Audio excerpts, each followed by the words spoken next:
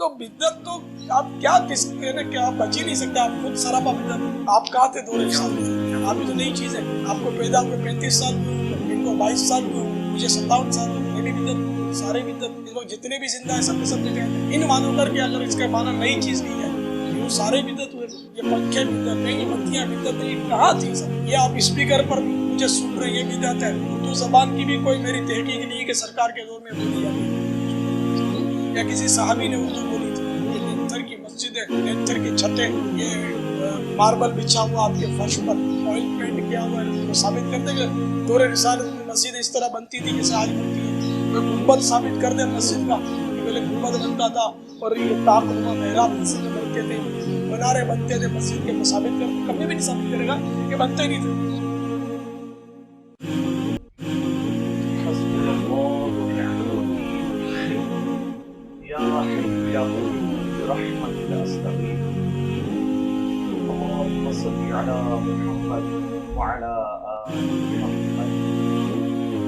علی بھائی بریلوی حضرات بدعت کرتے ہیں لیکن جب کچھ کہتے ہیں تو بدعت حسنہ کہتے ہیں۔ اس پہ میری ویڈیو ریکارڈ ہے کہ بدعت حسنہ ویسے آپ کہنا چھوڑ گئے ہیں۔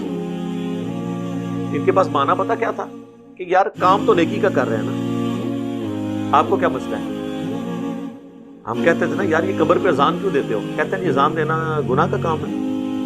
تسی کہنا ہاں یار یہ جواب دے گے نا، جواب ہم دیتے ہیں آپ کو۔ ان کو کہ یہ آپ جنازے کی اور عید کی اذان کیوں نہیں دیتے؟ وہ کہتے ہیں نہیں نبی علیہ السلام نے نہیں دی، تو کیا یہ گناہ کا کام تھا جو اللہ کے نبی نے نہیں کیا؟ کہیں گے نہیں، بس آپ نے تعلیم نہیں فرمایا، تو یہ قبر پہ اذان کہاں تعلیم فرمائی ہے؟ پھر وہ کہیں گے ہیں او کرن گے ہیں ان کو دیو نا اذان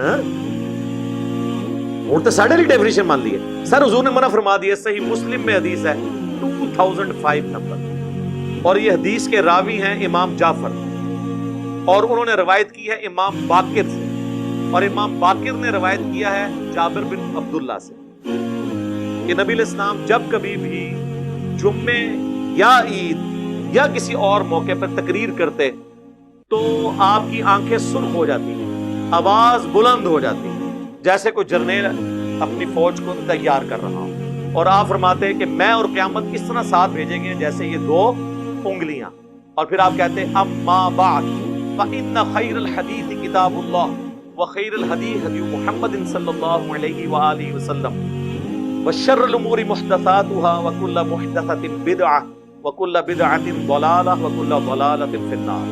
کچھ الفاظ جامعہ ترمذی میں ہیں، کچھ سنن نسائی میں۔ آگاہ ہو جو سب سے بہترین کلام اللہ کی کتاب ہے، سب سے ہدایت یافتہ راستہ محمد صلی اللہ علیہ وآلہ وسلم کا ہے، اور سب سے بدترین کام وہ ہیں جو دین میں خود داخل کر دیے جائیں، اور وہ تمام کام گمراہیاں ہیں، اور تمام گمراہیاں دوزخ میں لے جانے والی ہیں۔ تو حضور نے منع ہی کر دیا کہ محمد صلی اللہ علیہ وآلہ وسلم کا طریقہ بہترین طریقہ ہوگا، اور بدترین کام وہ ہیں جو دین میں داخل کر دیں خود سے۔ بخاری مسلم دونوں میں حدیث ہے من احدث فی امرنا ھذا فہو رد، جس نے میرے تعلیم کی بھی چیز میں کوئی چیز بدل دی یا اس میں چیز داخل کی وہ مردود ہے۔ تو فوراً آپ کو مثالیں دیں گے کہ جی یہ جو آپ نے لائٹیں لگائی ہوئی ہیں،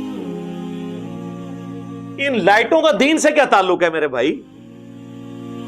ہوائی جہاز میں حج کرنے کا دین سے کیا تعلق ہے؟ یہ دین کو سپورٹیو کام ہے، ڈائریکٹ دین نہیں ہے۔ ڈائریکٹ دین اس وقت ہوں گے جب آپ کہیں کہ جو ہوائی جہاز پہ جائے گا اس کا حج ہوگا، جو نہیں جائے گا اس کا نہیں ہوگا۔ آپ بے شک گدھے پہ جائیں، آپ بے شک پیدل جائیں، یہ دین کو سپورٹیو چیز ہے۔ کیمرے میں ریکارڈنگ دین کو سپورٹیو چیز ہے۔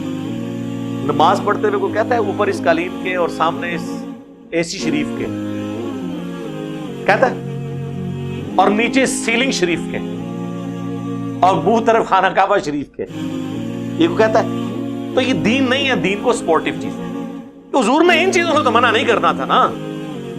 وہ تو قرآن میں آیا کہ اپنے گھوڑے تیار رکھو، سورۃ الانفال میں آیا کہ اپنے گھوڑے تیار رکھو جنگ کے لیے۔ تو آج کے دور میں جب آپ یہ بات کریں گے تو اس سے مراد یہ ہوگا کہ آپ نے لیٹسٹ اسلحہ تیار رکھنا ہے، یہ تو نہیں گھوڑے تیار رکھنے ہیں، وہ تو جنرل بات ہوتی ہے۔ تو یہ تمام چیزیں ہیں دین کو سپورٹ۔ اس کے بارے میں الگ حدیث ہے، وہ صحیح مسلم میں ہے کہ جس نے اسلام میں اچھا طریقہ جاری کیا، جتنے لوگ اس پہ عمل کریں گے اس کا ثواب اسے ملے گا، اور جو عمل کر رہے ہوں گے ان کے عمل میں بھی کمی نہیں ہوگی، اور جو اسلام میں برا طریقہ جاری کرے گا اس کا وبال اس پہ ہوگا۔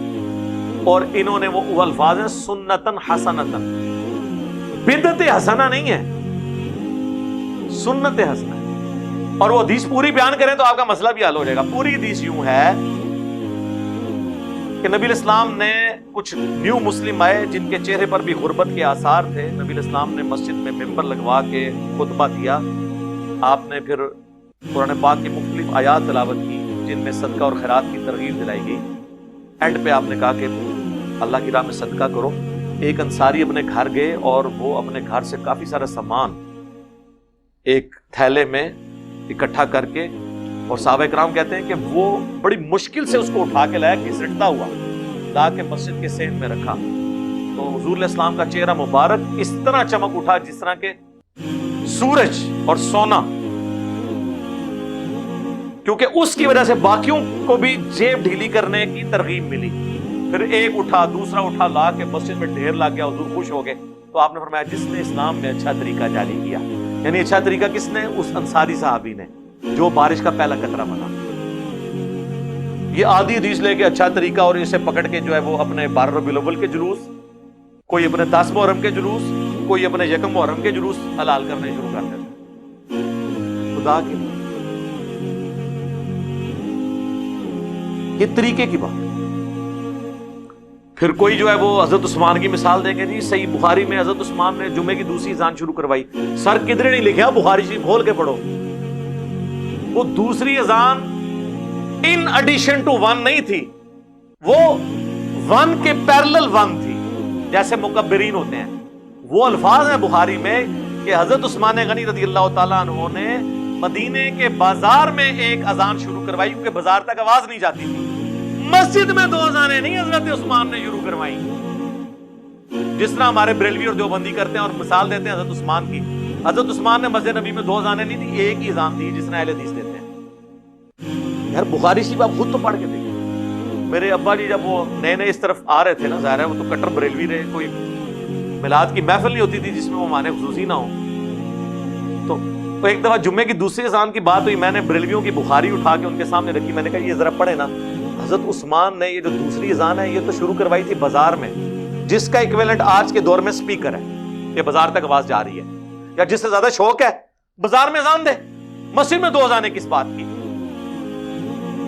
میرے ابو کہنے لگے یار اس معاملے میں بھی انہوں نے ہمیں دھوکہ دیا بھائی، ہمیں تو پوری زندگی اہل حدیثوں کے خلاف کرتے تھے کہ حضرت عثمان دی دوسری اذان نہیں مندے، وہ حضرت عثمان لی اذان ہوئے تھے اہل حدیث مندے نا۔ میں کوئی اہل حدیث کا یہاں پہ سپورٹر نہیں بیٹھا ہوں، جو سچی بات ہے میں اس میں سپورٹ کرتا ہوں۔ سعودیہ میں ہوتی ہے، سعودیہ میں چھوڑ کے کعبے کے اندر بھی ہو رہی ہوں، کیا فرق پڑتا ہے؟ کعبے میں ان کو 2 جمعے کی اذانیں نظر آ رہی ہیں، تو کعبے کے اندر جو 5 وقت اکیری اقامت ہوتی ہے وہ نہیں نظر آتی، اونچی آمین نہیں نظر آتی، رفع الیدین نہیں نظر آتا۔ 2 چیزیں ہی نظر آتی ہیں، ایک 20 تراویح، اور وہ بھی صرف مکہ مدینے کی 2 مسجدوں میں، باقی پورے سعودیہ میں 8، مکہ یونیورسٹی میں ام القرآن میں بھی 8، مدینہ یونیورسٹی میں بھی 8، ایون باب العمرہ خانہ کعبہ شریف کے بالکل ساتھ جو اس کا دروازہ ہے نا باب العمرہ، اس کے باہر ایک چھوٹی سی مسجد ہے، وہاں بھی 8 تراویح ہوتی ہے۔ اور یہ تو حنفیوں کی وجہ سے انہوں نے وہ بھی 2 امام مقرر کر کے 10 + 10 کی تھی۔ یہ دلیل تو نہیں، دلیل تو کتاب و سنت ہے میرے بھائی، کتاب و سنت۔ کبھی کوئی مثال دے دیں گے، کبھی وہ کہیں گے جی حضرت عمر نے تراویح کی جماعت شروع کروائی تو اس میں کہا کتنی اچھی بدعت ہے۔ حضرت عمر نے کون سی بدعت کی تھی اس میں؟ وہ تو بخاری مسلم میں اما عائشہ کا قول موجود ہے سلام اللہ علیہ کہ نبی الاسلام کے مبارک زمانے میں نبی الاسلام اہتمام 3 دن آپ نے کیا، اس کے بعد جب لوگوں کا رش ہوا تو آپ نہیں نکلے حجرے سے، اور صبح فجر کے وقت نکلے اور فرمایا مجھے خدشہ ہے کہ تم پہ کہیں فرض نہ کر دی جائے، اس لیے میں نے گھر میں پڑھی، تم اپنے گھروں میں ہی نماز ادا کر لیا تراویح تاکہ فرض نہ ہو۔ اما عائشہ کہتی ہیں حضرت ابوبکر نے بھی یہ کام نہیں کیا، جو مسجد میں پڑھنا چاہتے تھے ٹولیوں کی شکل میں پڑھ لیتے تھے، جو گھر پڑھنا چاہتے تھے پڑھ لیتے تھے۔ پھر حضرت عمر کے بھی شروع کے سال اسی طرح گزرے، پھر حضرت عمر ایک دن مسجد میں آئے تو دیکھا کوئی ٹولیوں کی شکل میں یہاں جماعت کرا رہا ہے، کوئی یہاں پہ کرا رہا ہے، کوئی وہاں پہ کرا رہا ہے، تو بخاری کے الفاظ ہیں، انہوں نے کہا میں کیا یہ اچھا ہو کہ انہیں ایک امام کے پیچھے جمع کر دوں، تو حضرت تمیم داری اور ابی ابن کعب کی ڈیوٹی لگائی کہ تم دونوں ان کو پڑھایا کرو تاکہ ایک امام کے پیچھے پڑھیں۔ اور الموطا امام مالک میں گولڈن چین سے موجود ہے، انہیں حکم دیا کہ 11 رکعتیں پڑھیں، 3 وتر اور 8 تراویح، گولڈن چین سے۔ تو اور حضرت عمر وہاں دوسرے دن آئے، جب یہ منظر دیکھا کہا نعم البدعۃ ہذہ، یہ کتنی اچھی بدعت ہے۔ اب وہ کہتے ہیں نہیں، اس کا مطلب ہے آپ اب جو مرضی کریں۔ پہلی بات ہے خلفائے راشدین کی تو سنت کی پیروی کا ہمیں حکم ہے، علیکم بسنتی وسنت الخلفاء الراشدین المہدیین۔ خلفائے راشدین کا وہ کام جس پہ صحابہ کا اعتراض نہ ہو وہ بدعت ہے ہی نہیں، وہ سنت ہے۔ ہاں جب صحابہ اعتراض کریں وہ اپنا ڈسین بدل لیں، وہ الگ بات۔ اس سے بابوں کی بدعتیں کہاں سے ثابت ہوئی؟ دوسرا، یہ بدعت انہوں نے اصطلاحی معنوں میں نہیں کہا جو دین کی اصطلاح، یہ لغت کے معنوں میں، سنت کو رینیو کرنے کے معنوں میں۔ بدعت تو تب ہونا جب نبی علیہ السلام یہ کام نہ کرتے ہوں۔ حضور نے 3 دن تو تراویح جماعت سے پڑھی نا، تو تراویح جماعت سے پڑھنا کیا ہوا؟ سنت۔ حضور نے زندگی میں کوئی ایک دفعہ بھی کام کیا اور اس سے منع نہیں فرمایا وہ کوئی شخص روزانہ کرے؟ کیا حضور علیہ السلام ہر وقت پگڑی باندھتے؟ روزانہ پگڑی میں ہی نماز پڑھاتے تھے؟ لیکن الیاس قادری صاحب کو میں نے 40 سالوں میں بغیر پگڑی کے نہیں کبھی دیکھا، تو اب ہم یہ کہیں گے یہ بدعت کر رہے ہیں؟ نہیں، ٹھیک ہے، وہ چاہتے ہیں ہم روزانہ کریں، ٹوپی نہیں پہننا چاہتے، ان کی مرضی ہے۔ لیکن ونس جب 3 دن حضور نے پڑھی تو حضرت عمر نے کوئی نیا کام نہیں کیا۔ حضور علیہ السلام بھی ایک امام تھے، آپ کے پیچھے لوگ مختلف نماز پڑھتے تھے، حضرت عمر نے بھی دوبارہ ایک امام پہ متفق کیا بجائے ٹولیوں کی شکل میں۔ وہ ٹولیوں کی شکل میں کرتے تھے، کوئی ایک حافظ 10 بندے لے کے کھڑا ہو گیا اپنا ایک قرات، ظاہر ہے ہر بندہ ایک طرح کا تو نہیں نا، کچھ لوگ کہتے ہوں گے ہم نے روزانہ کا اتنی صورتیں پڑھنی ہے، وہ کہے گا اتنی پڑھنی ہے، تو وہ ہر بندے کا اپنا ہے۔ اس طریقے سے اس سے وہ بدعت ثابت کر رہے ہوتے ہیں۔ اس طریقے سے بدعت ثابت نہیں ہوتی، بدعت حسنہ اور وہ یہ کہانی ہے صرف ان کی۔